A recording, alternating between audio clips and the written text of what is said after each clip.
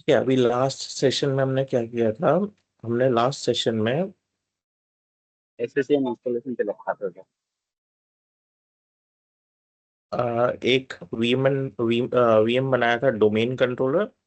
और दूसरा वीएम हमने बनाया था कॉन्फ़िगरेशन मैनेजर सर्वर, यानी हमारा एससीएम सर्वर। और इस पे हमने क्या क्या किया, हमने सारे प्री रिक्विजिट्स डाउनलोड किए। उसके बाद हमने प्री रिक्विजिट्स को इंस्टॉल किया। उसके बाद हमने एससीएम का इंस्टॉलेशन स्टार्ट किया था। अभी अनफॉर्चुनेटली क्या हुआ, मेरा एससीएम का जो इंस्टॉलेशन है ना, इस मशीन पे फेल हो गया। तो अभी मैंने ये लैब निकाल लिया, मैंने इस लैब को पूरा निकाल दिया और नया लैब सेटअप किया है, जिसमें मैंने एक विंडोज 11 मशीन लिया है। विंडोज 11 मशीन पे मैंने हाइपर वी डिप्लॉय किया है। और हाइपर वी के अंदर मैंने ये सारे वर्चुअल मशीन्स डिप्लॉय किए हैं, मतलब। ठीक है, अभी आपको क्या करना है, आपको अपने मशीन पे ये हाइपर वी इंस्टॉल कर देना है। आपको VMware वर्कस्टेशन के अंदर हाइपर वी इंस्टॉल करने की जरूरत नहीं है। मैंने इसलिए किया है क्योंकि मैं ऑलरेडी VMware वर्कस्टेशन यूज कर रहा हूँ, तो मुझे या तो VMware वर्कस्टेशन अनइंस्टॉल करना पड़ेगा, फिर ही मैं हाइपर वी इस मशीन पे यूज कर सकता हूँ। अभी मैंने VMware वर्कस्टेशन क्यों अनइंस्टॉल नहीं किया है, रीजन भी, मेरा दूसरा लैब सेटअप किया हुआ है दूसरे सेशन के लिए, तो मैं इसको अनइंस्टॉल नहीं कर सकता हूँ। ठीक है, अभी ये जो लैब और सेटअप सर, किया है। हाँ। विंडो 11 जो है वो क्लाइंट OS है ना? हाँ, क्लाइंट होता है। सर्वर अब ये OS जो, आप इंस्टॉल हाँ, किया है कि क्लाइंट OS? क्लाइंट ओएस है, क्लाइंट ओएस है। ठीक है, अभी ये जो लैब सेटअप किया है मैंने, ये मुझे इंस्टॉलेशन करने की जरूरत नहीं पड़ी। मतलब मुझे सेटअप करने के लिए 2 घंटे लग गए। ठीक है, एक बार क्रैश हो गया, फिर से मैंने किया। ठीक है, ये लैब भी मेरा एक बार क्रैश हो गया था, फिर मैंने इसको सेटअप किया, क्योंकि ये विंडोज 11 का वर्जन मेरा मिसमैच हो रहा था। तो मैंने फिर 25H2 डाउनलोड किया, उसके बाद मैंने सेटअप किया। अभी ये लैब क्या है, ये लैब हमको रेडीमेड माइक्रोसॉफ्ट दे देता है, हम ये डाउनलोड करके सेटअप कर सकते हैं।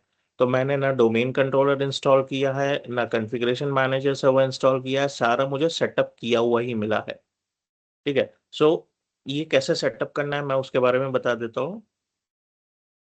तो अभी इसकी प्री रिक्विजिट क्या है, इसके लिए आपको मिनिमम 16 GB मशीन चाहिए। 16 GB से कम है तो ये लैब सेटअप नहीं होगा।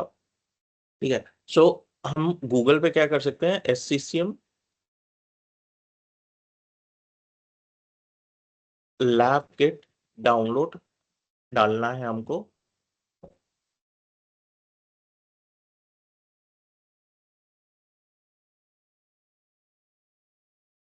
SCCM लैब किट डाउनलोड डालेंगे तो ये फर्स्ट ऑप्शन आ जाएगा, and point manager evaluation lab kit. तो इसको राइट क्लिक करेंगे हम और न्यू विंडो में ओपन कर लेते हैं। सो यहाँ पे लैब किट गाइड्स आ रही है, तो मुझे खाली गाइड नहीं चाहिए, मुझे लैब भी चाहिए। अगर मैं इस पर क्लिक करता हूँ तो ये मेरे पास सिर्फ गाइड लेके आ रहा है, तो गाइड तो मुझे नहीं चाहिए, मुझे लैब भी चाहिए। तो इसको मैं क्या कर सकता हूँ, उसके अलावा मेरे पास ये एक लिंक है, and point manager evaluation lab kit download. इस पेज पे चलते हैं हम। अभी यहाँ पे मुझसे डिटेल्स मांग रहा है, मैं डिटेल्स फिल कर देता हूँ।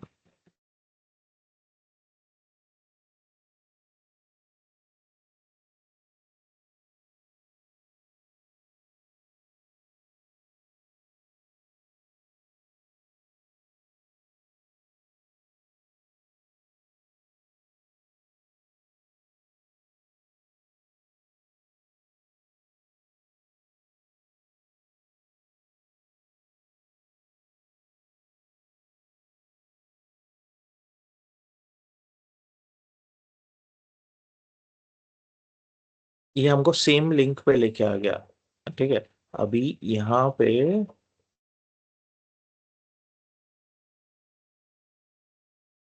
हाँ, यहाँ पे लैब किट लैब गाइड हमको यहाँ पे मिलती है। और भूल गया। जो हमारा लैब एनवायरनमेंट है हमको यहाँ पे मिलता है। ठीक है, अभी लैब एनवायरनमेंट में मैं राइट क्लिक करूँ, ओपन लिंक के न्यू टैब करूँ, तो ये मेरा लैब एनवायरनमेंट आ गया। अभी यहाँ यहाँ पे भी मुझे लैब गाइड मिलती है और लैब एनवायरनमेंट मिलता है, दोनों चीजें यहाँ पे भी मिल रही है।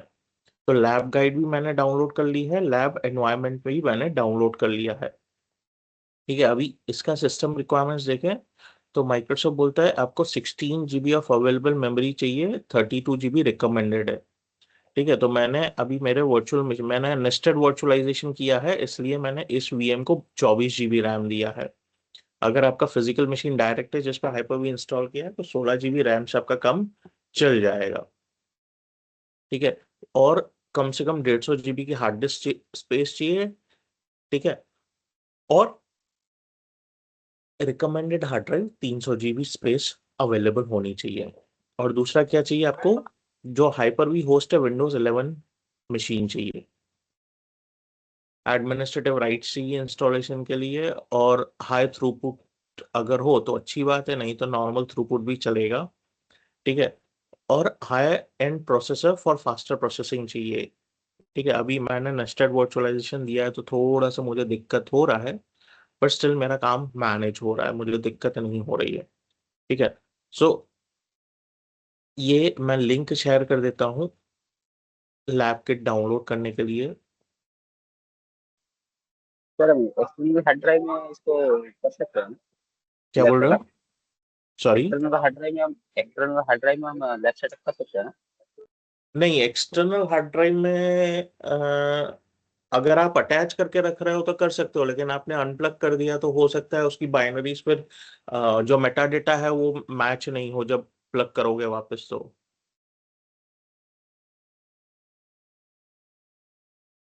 आपको प्लग करके रखना पड़ेगा।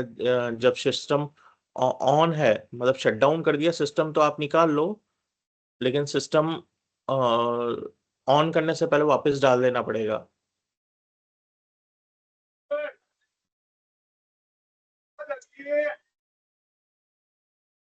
समझे? Yes sir. ठीक है, अभी इसका जो इंस्टॉलेशन प्रोसेस है थोड़ा सा कॉम्प्लिकेटेड है। कॉम्प्लिकेटेड नहीं है, इजी है। ठीक है, मतलब पहले हमको क्या करना है, पहले तो हमको Windows 11 है, Windows 11 पे जाके हमको हाइपर वी इंस्टॉल कर देना है। अभी हाइपर वी इंस्टॉल करने के लिए फॉर एग्जांपल सेटिंग्स में जाएंगे, यहाँ हम क्या कर सकते हैं, रन मेन्यू में चले जाएंगे,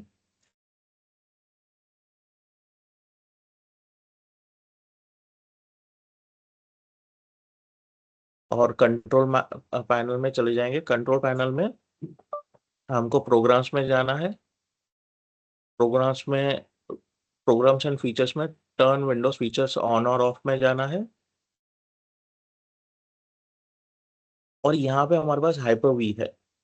अभी जब हम इसको एक्सपांड करेंगे ना, तो हमको ये सारे हाइपर वी के टूल्स डिप्लॉय कर देना है, ये दोनों मैनेजमेंट टूल्स भी और हाइपर वी प्लेटफॉर्म भी, उसके अंदर सब सारे फीचर्स, मतलब ये सारे 6 के 6 टिक मार्क होने चाहिए, ये सब कुछ इंस्टॉल कर देना है।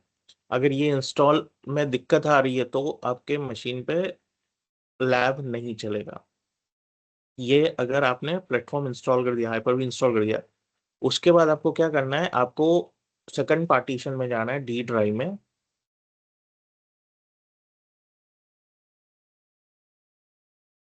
डी ड्राइव में जाना है, और डी ड्राइव में आपको Win11 लैब नाम का फोल्डर बनाना है एज इट इज, इसमें कोई मिस्टेक नहीं होनी चाहिए।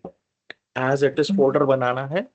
ये फोल्डर बनाने के बाद जो आपने जिप फाइल, ये समझिए ये मेरी जिप फाइल है जो मैंने डाउनलोड की थी, ये मेरी जिप फाइल है, उसको इस जगह पे एक्सट्रैक्ट करना है, इस जगह पे एक्सट्रैक्ट कर देना है।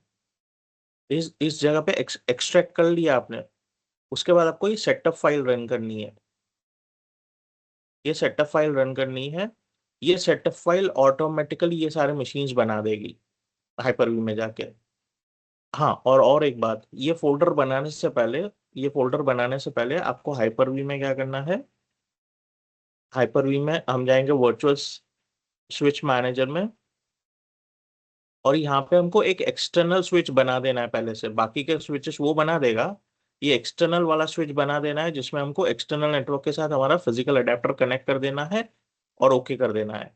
ये या हाइपर वी इंस्टॉल करने के बाद ये स्टेप करना है। ये स्टेप होने के बाद हमको ये फोल्डर बनाना है। ये फोल्डर बनाने के बाद जब हम इसको एक्सट्रैक्ट करेंगे, इस पाथ पे एक्सट्रैक्ट करेंगे, इस पाथ पे एक्सट्रैक्ट करोगे तो सिर्फ 3 फाइलें दिखेगी। ठीक है, एक ये वाली फाइल होगी, ये वाली फाइल होगी, और ये वाली, ये 3 फाइल ही दिखेगी। ये 3 फाइलें आपको इस फोल्डर में आ जाएगी। उसके बाद हमको सेटअप फाइल रन करनी है। सेटअप फाइल रन करोगे उसके बाद वो कम से कम आधा घंटा लेगा ये सारे मशीन्स बनाने में, कम से कम आधा घंटा। और ये मशीन्स बन जाएंगे तो आपको हाइपर वी में ये सारे मशीन्स एज इट इज दिख जाएंगे। ठीक है, ये आपका ऑटोमेटिकली लैब सेटअप कर देगा। अभी अगर मैं ये मेरा कॉन्फ़िगरेशन मैनेजर है, इसको मैं कनेक्ट करता हूँ।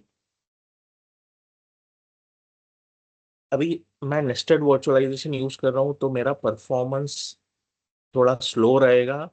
तो फील होगा कि परफॉर्मेंस स्लो है, तो कोई बात नहीं है, हम थोड़ा पेशेंस रखेंगे। और लैब गाइड जो हम डाउनलोड करेंगे, तो लैब गाइड, ये लैब कैसे सेटअप करना है वो सारे स्टेप्स है, उसमें ये सारे यूजर पासवर्ड भी मिल जाएंगे।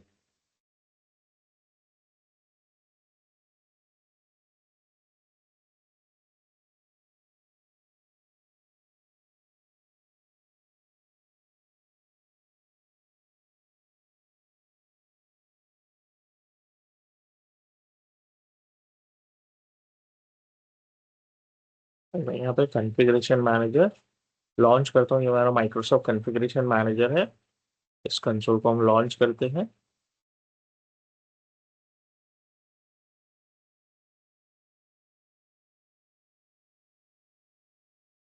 ये मेरा विंडोज सर्वर 2022 है, यहाँ 2016 है।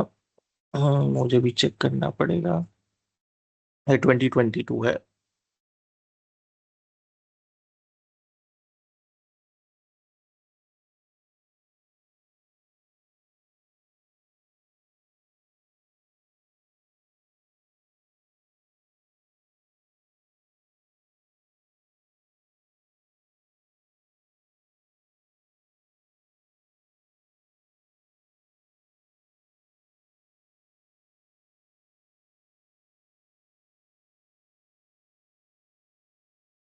ठीक है, ये मेरा कॉन्फ़िगरेशन मैनेजर लॉन्च हो गया है।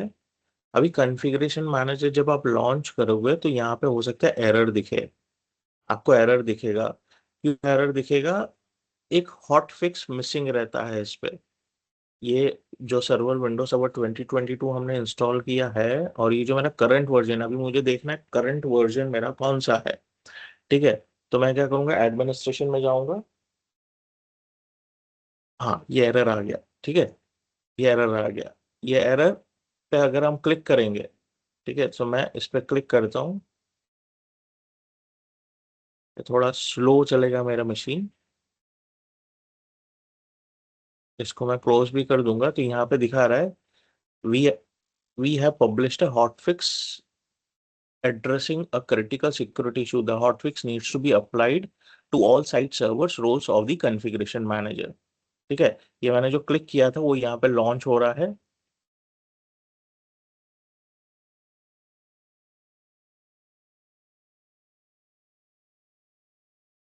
ठीक है, यहाँ पे दिखा रहा है कि configuration manager remote code execution vulnerability है, और वो सिक्योरिटी हॉटफिक्स अपडेट करना पड़ेगा हमको। ठीक है, तो यहाँ पे दिखा रहा है कि ये कौन से वर्जन के लिए कौन सा हॉटफिक्स है। ठीक है, तो यहाँ पे दिखा रहा है, फॉर एग्जाम्पल इसको हम एक्सपांड करते हैं, उसके बाद थोड़ा सा बड़ा कर देता हूँ। ठीक है, तो अभी ये मेरा वर्जन 2403 है।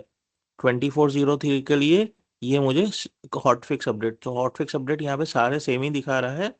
ठीक है, लेकिन यहाँ पे अगर हम बिल्ट नंबर देखें तो बिल्ट नंबर अलग अलग है, इसलिए उसको सिक्योरिटी अपडेट हम यहाँ से डाउनलोड कर सकते हैं। ठीक है, अभी ये 2403 है मेरा वर्जन, कैसे हम चेक करेंगे, तो हम जाएंगे एडमिनिस्ट्रेशन में। एडमिनिस्ट्रेशन में हमारे पास यहाँ पे अपडेट्स एंड सिंक्रोनाइजेशन है, अपडेट्स एंड सिंकिंग सर्विसिंग। यहाँ पे दिख रहा है कि हॉटफिक्स अवेलेबल है आपको डाउनलोड करने के लिए। अभी मैंने कल क्या किया है, कल मैंने इस सिस्टम को 2 घंटे ऑन रखा था और इसको 2509 को डाउनलोड कर लिया है। ये डाउनलोड हो गया, रेडी टू इंस्टॉल है। लेकिन डाउनलोड करने से पहले अभी समझो मैं यहाँ पे ब्लू स्ट्रिप पे जा रहा हूँ। ब्लू स्ट्रिप पे गया तो यहाँ पे मेरे पास अबाउट कॉन्फ़िगरेशन मैनेजर है। तो यहाँ पे मुझे दिखा रहा है भाई वर्जन कौन सा है मेरा। वर्जन है 2409 है। कंसोल वर्जन कौन सा है, साइट का वर्जन कौन सा है, और सपोर्ट आईडी क्या है। ये मेरा सपोर्ट आईडी है। ठीक है, तो 2403 वर्जन है, यानी मुझे हॉटफिक्स कंपलसरी इंस्टॉल करना पड़ेगा। अगर मैं हॉटफिक्स कर इंस्टॉल कर देता हूँ, यहाँ पे मेरे का हॉटफिक्स दिखा रहा है 291666583। ठीक है, अगर हम ब्राउजर पे चले वापस, तो 291666583 सेम हॉटफिक्स है। ये मेरा सेम हॉटफिक्स है। तो हम क्या करेंगे, हॉटफिक्स पहले पैच करेंगे इसको। ठीक है, मैं इसको राइट क्लिक करूंगा और डाउनलोड करूंगा। अब ये डाउनलोड में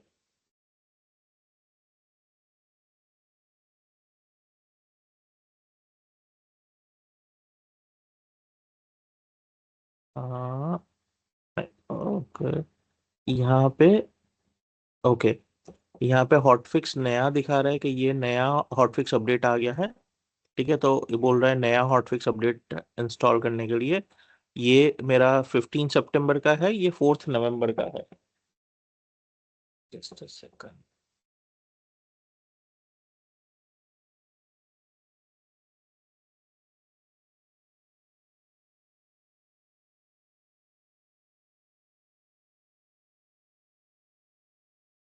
ठीक है, यहाँ पे नया हॉटफिक्स अपडेट आ गया है, तो मैं क्या करता हूँ, मैं पहले इसे डाउनलोड कर लेता हूँ।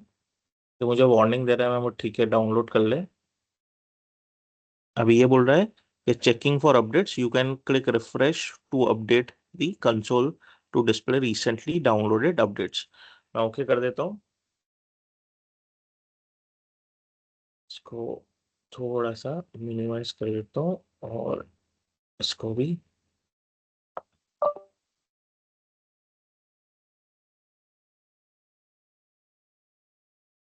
मेरी स्क्रीन विजिबल है और मेरी आवाज भी आ रही है। Yes yes Jitesh. सर। ठीक है, यस सर। Yes sir.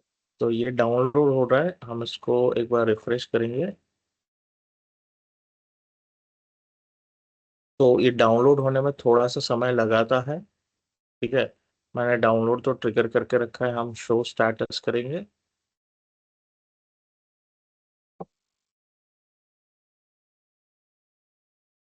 ठीक है, यहाँ पे क्या डाउनलोड हो गया है, यहाँ पे मेरा हॉटफिक्स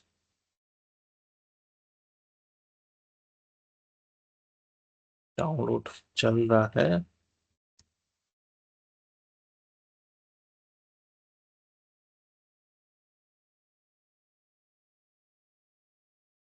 ठीक है, डाउनलोड चल रहा है, इन प्रोग्रेस है। ठीक है, हम इसको वेट करेंगे, ये थोड़ा टाइम लेगा, 10 एक मिनट डाउनलोड होने में।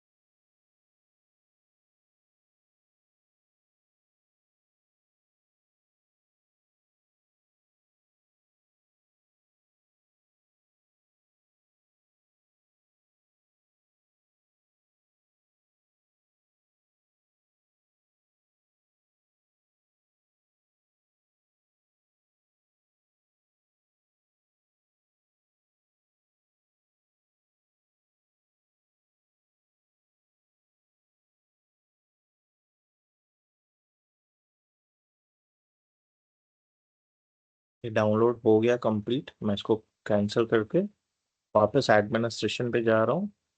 और हम यहाँ पे देख सकते हैं रेडी टू इंस्टॉल है। रेडी टू इंस्टॉल है, सो मैं इसको राइट क्लिक करूंगा, इंस्टॉल अपडेट पैक करूंगा। मैं बोलूंगा यस, इंस्टॉल करना है मुझे। ठीक है, मैं नेक्स्ट करूंगा, यहाँ पे एक्सेप्ट कर लूंगा टर्म्स। नेक्स्ट। यहाँ पे मैं एनेबल क्लाउड अटैच हटा दूंगा।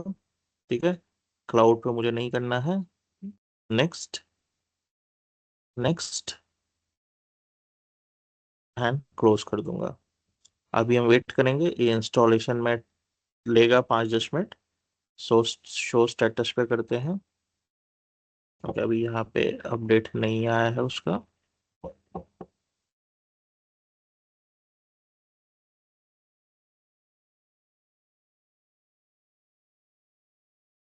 ये अभी शो स्टेटस पे जाएंगे, यहाँ पे प्री रिक्विजिट चेक करेगा, फिर प्री रेप्लिकेट करेगा, फिर प्री रिक्विजिट चेक करेगा, इंस्टॉलेशन करेगा।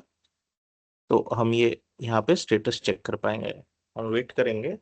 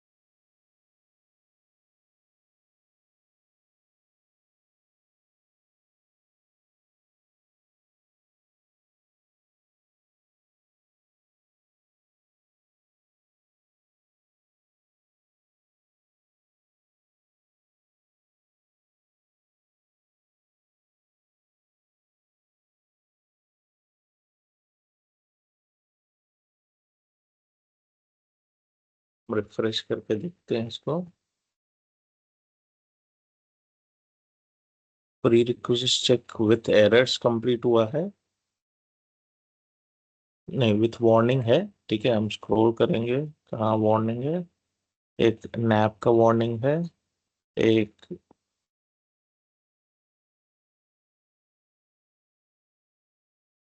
परफॉर्मेंस का वार्निंग है। ठीक है, बाकी कोई इशू नहीं है। ठीक है, इंस्टॉलेशन कर रहा है, इंस्टॉलेशन इन प्रोग्रेस है।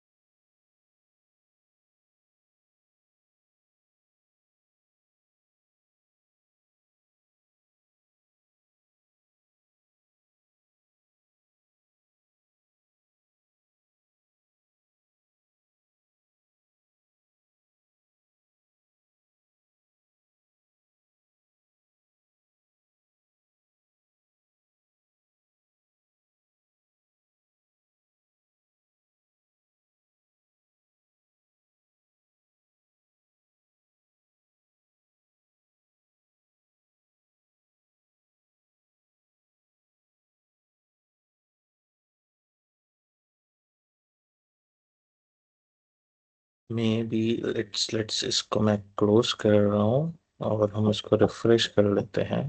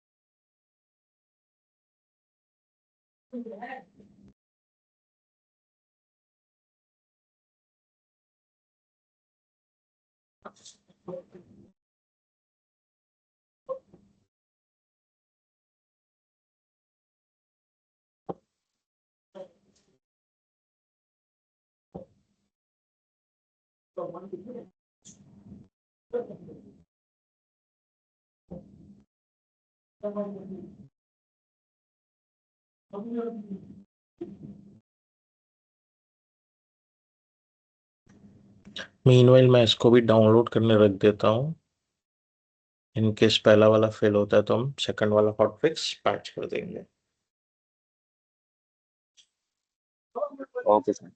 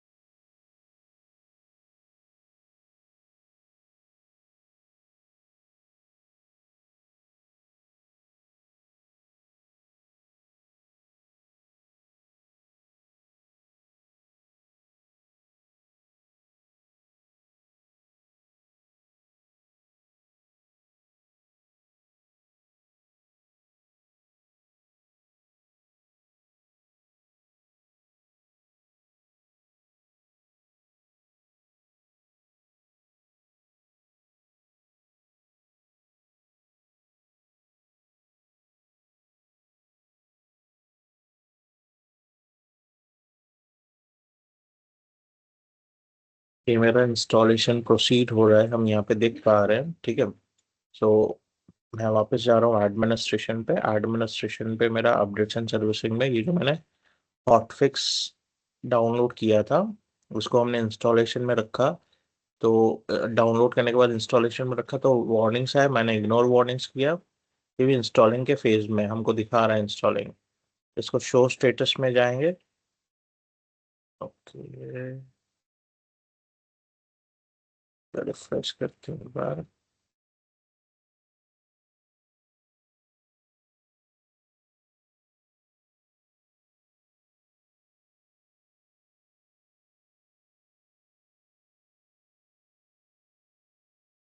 ओके, मैं भी यहाँ तो इंस्टॉल हो चुका है या तो इंस्टॉल हो रहा है इसलिए हमको नहीं दिखा रहा है।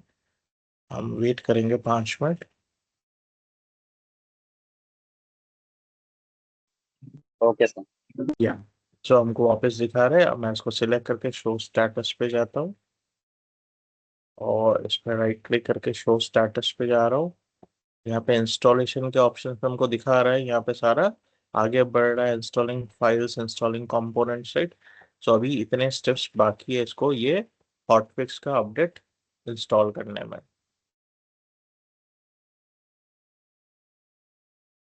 हम वेट करते हैं, इसको कंप्लीट होने देते हैं।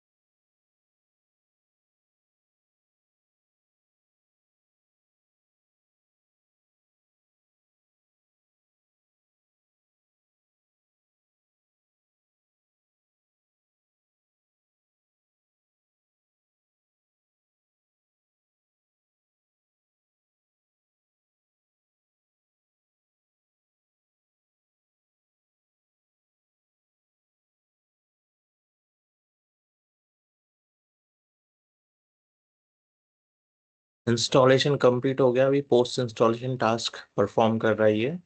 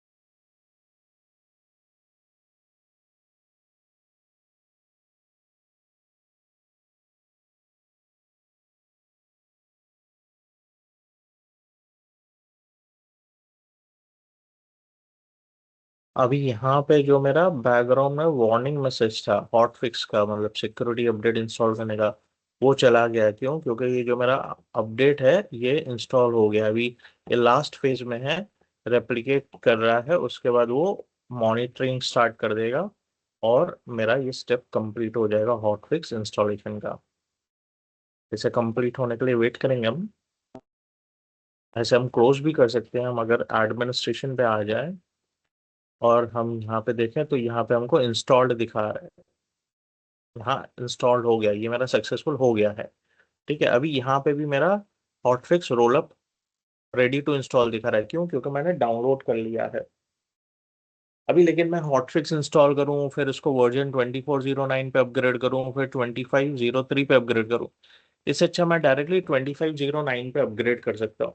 लेकिन अभी ये 2509 पे डायरेक्टली अपग्रेड हो सकता है कि नहीं हो सकता है, ये मुझे चेक करना पड़ेगा। ठीक है, क्योंकि ऐसा पॉसिबिलिटी है कि भाई मैं डायरेक्ट तो अपग्रेड मार दूं, लेकिन वो अपग्रेडेशन पॉसिबल ही नहीं होता। उस सिनेरियो में क्या हो जाएगा, मेरा साइट क्रैश हो जाएगा, मैं रोल अप नहीं कर सकता वापस बैक। ठीक है, सो इंस्टेड हम क्या करेंगे, हम पहले मैं इसको लिंक को कॉपी कर लेता हूँ, मैं चैट में शेयर कर देता हूँ और download purpose.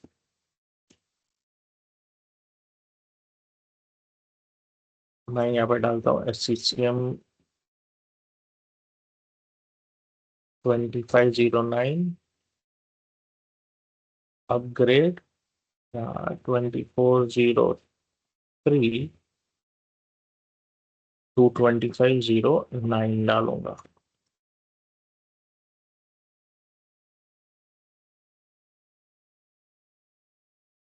Right, so upgrading SCCM from 2403 to 2509 is an in-console upgrade required 2403 or later। मतलब मुझे कम से कम 2403 चाहिए या हाई चाहिए तो मैं अपग्रेड कर सकता हूँ। ठीक है, तो कंसीडरेशंस क्या करना है, मुझे वेरीफाई करना पड़ेगा version prerequisites must be on version 2403, मतलब 2509 पे अपग्रेड करने के लिए मुझे कम से कम 2403 का वर्जन चाहिए।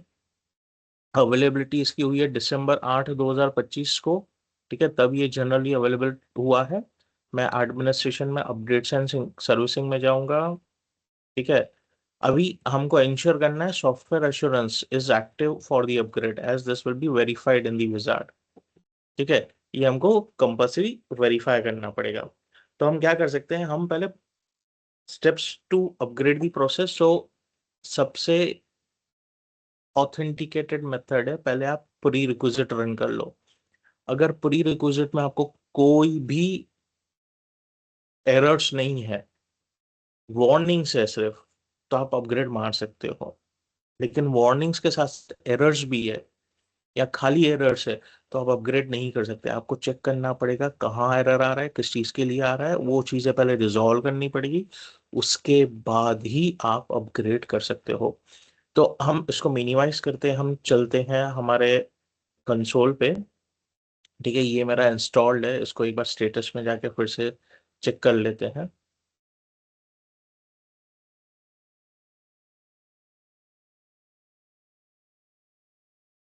ये भी मेरा लास्ट स्टेप भी कंप्लीट हो गया है, यानी मेरा हॉटफिक्स पैच हो गया है।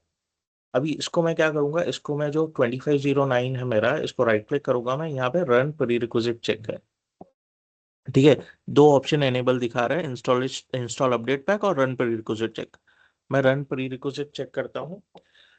सो एज पार्ट ऑफ इंस्टॉलेशन भी वो प्री रिक्विजिट चेक परफॉर्म करता है, लेकिन इंस्टॉलेशन से पहले ये रन करना it is always recommended.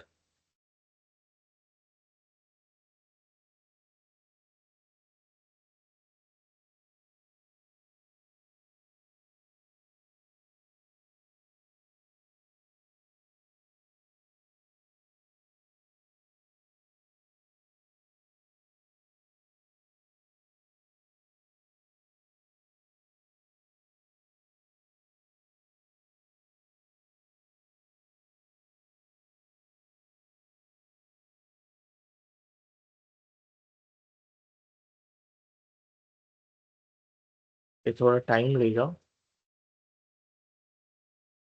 App दिखा रहा है चेकिंग प्री रिक्विजिट्स। अभी हम यहाँ पे डिटेल्स भी देख सकते हैं, हमको क्या दिखा रहा है, डिस्क्रिप्शन क्या है, बोल रहे हैं वर्जन ये है, डिस्क्रिप्शन है, ठीक है। New update for configuration manager, that this update includes functionality and fixes for known issues. इस लिंक पे हम जाके डिटेल्स चेक कर सकते हैं क्या है इस अपडेट में। साइट सर्वर अपडेट्स है, कंसोल अपडेट्स है, क्लाइंट अपडेट्स है, fixes for known issues and new features है, ठीक है। तो ये सारा इस अपडेट में इंक्लूडेड है। हम फिर से एक बार स्टेटस पे जाएंगे। अभी वो अपडेट कर रहा है या चेक कर रहा होगा इंटरनेट से, क्योंकि ये जाएगा रिक्वेस्ट इंटरनेट पे, ठीक है। तो यहाँ पे हम चेक पा रहे हैं कि फुल वर्जन कौन सा है कंसोल का, ठीक है, ये क्लाइंट वर्जन है। और यहाँ पे भी हमको दिखा रहा है क्या ये करता है, अपडेट या हॉट फिक्स। सो अभी यहाँ पे हमको क्या मिल रहा है इस अपडेट से, सर्विसिंग की स्क्रीन में हमको क्या मिल रहा है, हमको यहाँ पे जो मेरे SCCM के रिलेटेड है, ठीक है, SCCM के लिए, विंडोज के रिलेटेड या दूसरे सॉफ्टवेयर के रिलेटेड नहीं, SCCM के रिलेटेड अगर मेरे पास एक्टिव सॉफ्टवेयर अश्योरेंस है या नहीं है, यहाँ पे मुझे अपडेट्स दिखाएगा, हॉट फिक्सेस रिलीजेस दिखाएगा, और अपग्रेड्स भी दिखाएगा। ये जो मेरा 2509 है ये अपग्रेड है, अपडेट नहीं है, अपग्रेड है, ठीक है। अपडेट क्या होता है भाई, जैसे मैंने ये हॉट हॉटफिक्स पैच किया तो ये मेरा अपडेट आया हुआ है 2403 के लिए, तो उसे हमने डाउनलोड किया और सक्सेसफुली इंस्टॉल्ड करके पैच भी कर दिया। उसके बाद ये मेरा जो दूसरा हॉटफिक्स है वो भी रेडी टू इंस्टॉल है, ठीक है, उसे भी मैं हॉटफिक्स अपडेट मार सकता हूँ। लेकिन मैं ये चेक कर रहा हूँ 2509 पे प्री रिक्विजिट से कि अगर विदाउट इंस्टॉलिंग 2403 ये वाला पैच, ये 2409 और 2503 के बिना डायरेक्टली मैं इस पे अपग्रेड कर सकता हूँ कि नहीं। अगर मेरे कॉन्फ़िगरेशन में prerequisite check successfully pass हो गए तो मैं डायरेक्टली 2509 पे अपग्रेड मार दूंगा। सो हम एक बार फिर से ट्राई करते हैं इसको, ये प्रोसेस आगे नहीं बढ़ा है अभी, ठीक है। सो ये this is going to take little bit time, ये आराम से नहीं नहीं करके भी ये आधा घंटा ले लेगा। It is a time consuming process. SCCM में हमारी चीज़ें बहुत सारी इजी हैं, जब हम कॉन्फ़िगरेशन करने जाते हैं तो हमको दिखती लेंदी है लेकिन फास्ट हो जाएगी, लेकिन उसे कंप्लीट होने में टाइम लगता है, ठीक है। अभी यहाँ पे अगर हम SCCM कंसोल की बात करें तो हमारे पास टोटल 4 विंडोज है। फर्स्ट है मेरा ये एडमिनिस्ट्रेशन विंडो, ये डिटेल्स विंडो, ये मेरा नेविगेशन मेन्यू है। तो ये नेविगेशन मेन्यू में मेरे पास एसेट्स एंड कंप्लायंस है, सॉफ्टवेयर लाइब्रेरी है, मॉनिटरिंग है, एडमिनिस्ट्रेशन है और कनेक्टिविटी है। अभी इन सब का ये टैब्स है, ये बेसिकली टैब्स है, मैं हर एक टैब को स्विच कर सकता हूँ, ठीक है। फॉर एग्जाम्पल मैं असेट्स एंड इंटेलिजेंस पे जाता हूँ तो यहाँ पे मेरा ये उसका सब मेन्यू आ गया, और इसको मैं अगर सेलेक्ट करता हूँ तो इसका डिटेल्स पेन ये मेरे डिटेल्स पेन में आ जाएगा, ये मेरा डिटेल्स पेन है। यहाँ पे मैं कुछ भी कॉन्फ़िगरेशन कर सकता हूँ, डिटेल्स देख सकता हूँ, मॉनिटर कर सकता हूँ, ठीक है। फॉर एग्जाम्पल हम यहाँ पे यूजर्स पे क्लिक करते हैं तो यहाँ पे हम देख पा रहे हैं ये AD में से मेरे यूजर्स फेच करके लेके आ गया है, ठीक है। सारे यूजर्स AD में से फेच करके लेके आ गया। उसके अलावा मेरे पास ऊपर एक मेन्यू बार है, जिस मेन्यू बार में अगर मैं जो भी फीचर सिलेक्ट करता हूँ तो उसके रिलेटेड ऑप्शंस आ जाएंगे। फॉर एग्जांपल मैं यहाँ पे अगर चाह रहा हूँ डिवाइसेस में, तो डिवाइसेस के रिलेटेड ऑप्शंस आ जाएंगे। मैं यहाँ एडमिनिस्ट्रेशन में जाऊँगा, ठीक है। एडमिनिस्ट्रेशन में एडमिनिस्ट्रेशन के जो भी मेन्यू सिलेक्टेड है उसके रिलेटेड ऑप्शंस आ जाएंगे। तो बेसिकली मेरे पास 4 विंडो मिलती है। एक तो मेरा ये नेविगेशन मेन्यू मिलता है, हर एक कैटेगरी मिलती है मेरे पास यहाँ पे। असेट्स एंड कंप्लायंस में हम यहाँ पे कंप्लायंस चेक कर सकते हैं, हमारे जो AD के ऑब्जेक्ट्स है, चाहे डिवाइसेस हो या यूजर्स हो, हम बेसिकली इस सिस्टम से क्या करते हैं, हमारा इंफ्रा मैनेज करते हैं। इंफ्रा में हमारे पास क्या है, यहाँ तो यूजर है, यहाँ तो डिवाइस है। ठीक है, अभी वो डिवाइस सर्वर भी हो सकता है, क्लाइंट मशीन भी हो सकता है, दो ही कैटेगरी के डिवाइस हो सकते हैं। अभी कौन सा रोल है सर्वर का, डेटाबेस सर्वर है, वेब सर्वर है, फ्रंट एंड सर्वर है, वो अलग चैप्टर है, वो रेस्पेक्टिव टीम मैनेज करेगी। लेकिन मोटा मोटा क्या है, हमारे पास दो ही टाइप के ऑब्जेक्ट्स है, यहाँ तो यूजर है, यहाँ तो डिवाइसेस है, यहाँ तो ग्रुप्स होंगे उनके। ठीक है, और यहाँ पे मैं कंप्लायंसेस मैनेज कर सकता हूँ। उसके बाद मेरे पास सॉफ्टवेयर लाइब्रेरी है, सॉफ्टवेयर लाइब्रेरी के थ्रू हम सॉफ्टवेयर अपडेट्स पुश कर सकते हैं, पुल बैक कर सकते हैं, नया एप्लीकेशन पुश कर सकते हैं, विंडोज के अपडेट्स पुश कर सकते हैं, अपग्रेड्स पुश कर सकते हैं, विंडोज 10 या 11 का सर्विसिंग कर सकते हैं, यहाँ पे ऑफिस 365 के अपडेट्स पुश कर सकते हैं। तो बेसिकली ये मेरा सॉफ्टवेयर लाइब्रेरी है। उसके अलावा मेरे पास एडमिनिस्ट्रेशन है, तो साइट के रिलेटेड, मेरे एससीसीएम के रिलेटेड जो भी मैं एडमिनिस्ट्रेशन करूंगा वो यहाँ से होगा, एडमिनिस्ट्रेशन टैब से होगा। उसके अलावा मॉनिटरिंग है, तो मेरे एनवायरनमेंट में चाहे मुझे मेरे एससीसीएम सर्वर को मॉनिटर करना हो, डिस्ट्रीब्यूशन पॉइंट को मैनेज मॉनिटर करना हो, मैनेजमेंट पॉइंट को या एंड यूजर मशीन्स को, मैं मॉनिटरिंग में जाके उसे मॉनिटर करूंगा। यहाँ से मेरा बेसिकली मॉनिटरिंग होगा। तो अगर मैं यहाँ पे इसको स्क्रॉल करता हूँ फॉर एग्जांपल, तो हमें यहाँ पे क्या दिख रहा है, साइट सर्विस स्टेटस दिख रहा है। तो ये मेरा साइट है CHQ। ठीक है, साइट का नाम क्या है, corp.contoso.com, और साइट कोड है CM1, कॉन्फ़िगरेशन मैनेजर 1। ये मेरा रोल है साइट सर्वर का इस पे। ठीक है, यहाँ पे मेरे पास ये साइट सर्वर है। अभी मैं इसको नीचे देखूं तो यहाँ पे मेरे पास बहुत कुछ है मैनेज करने के लिए। ये हम मैक्सिमम चीजें हम देखने वाले हैं हमारे आने वाले लेक्चर्स में। तो अगर मैं वापस एडमिनिस्ट्रेशन पे जा रहा हूँ, तो हमने जो यहाँ पे ये चेक रखा है, इसको एक बार फिर से चेक कर लेते हैं। अभी ये मैं पहले क्यों कर रहा हूँ, ठीक है, ये हम प्रीरिक्विजिट चेक का विंडो स्टार्ट हो गया है, हम शो स्टेटस करते हैं। तो ये इन प्रोग्रेस है। ठीक है, ये इन प्रोग्रेस है, ये कंप्लीट हो गया स्टेप, ये इन प्रोग्रेस है, उसके बाद प्रीरिक्विजिट चेक होगा। तो ये क्यों कर रहा हूँ मैं, तो जब भी हम नया सेटअप इंस्टॉल करते हैं और अगर नया अपडेटेड वर्जन अवेलेबल है, तो पहले हम हमारे उस एनवायरनमेंट को ही अपडेट करेंगे, उसे रेडी करेंगे, फिर हम जाके प्रोडक्शन में काम करेंगे। ठीक है, तो ये मेरा नया एनवायरनमेंट मैंने सेटअप किया है, तो इसलिए मैं पहले उसको चेक कर रहा हूँ कि अपडेट्स अवेलेबल है। अगर अवेलेबल है तो मैं पहले अपडेट कर दूंगा। ठीक है, और अगर अपडेट नहीं करना है तो भी मैं काम कर सकता हूँ, काम करने में कोई इशू नहीं है मुझे। ठीक है, लेकिन हम इसको प्री रिक्विजिट चेक रन होने देंगे, सारा प्री रिक्विजिट चेक्स मैच करेंगे। अगर प्री रिक्विजिट चेक सारा मैच हो जाता है तो हम अपडेट कर देंगे, अगर नहीं होता है तो हम अपडेट नहीं करेंगे, हम इसी एनवायरनमेंट पे काम करेंगे। तो हमको अपडेट्स एंड सर्विसिंग का वैसे भी एक लेसन है, इसलिए हम उसको साथ में यहाँ पे कवर कर रहे हैं। ठीक है, तो हम आज के सेशन के लिए यहाँ पे पॉज रखते हैं, क्योंकि ये टाइम लेना है। मैं इस मशीन को ऑन छोड़ दूंगा। ठीक है, ये चलता रहेगा, और ये जब कंप्लीट हो जाएगा प्री रिक्विजिट चेक, तो यहाँ पे हम जाके स्टेटस में चेक कर पाएंगे। ठीक है जितेश, ठीक है सर। हम यहाँ पे पॉज करते हैं सेशन को, मैं रिकॉर्डिंग स्टॉप कर देता हूँ। इसको हम प्रॉब्ली वेनेसडे के लेक्चर में हम रिज्यूम करेंगे यहाँ से ही। मैं अभी मशीन ऑन छोड़ दूंगा, तो वो प्री रिक्विजिट चेक वैलिडेट कर लेगा इंटरनेट से सारे जाके। ओके।